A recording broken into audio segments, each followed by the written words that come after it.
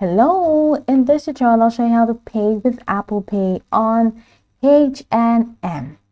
Now, before you head to H&M, ensure Apple Pay is set up on your device.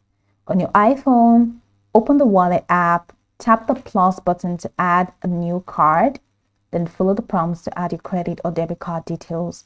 Verify your card with your bank if required. Now, once added, your card will be ready for use with Apple Pay. Now browse through H&M and pick out your favorite items.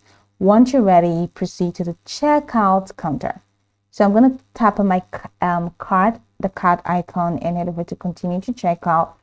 And I'll be asked to fill out a couple of personal details, which I wouldn't want to. Now, once you have selected this, just go ahead and click on save. And it's going to take you to the next point where you can now add your payment details. Now at the register, inform the cashier that you like to pay with Apple Pay. That's this one if you choose Apple Pay at checkout. All right, if you're not using the application itself.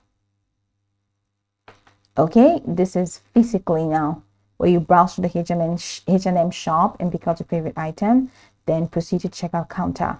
This is not online. Now at the register, inform the cashier that you like to pay with Apple Pay. They will prompt you to tap your device on their contactless reader.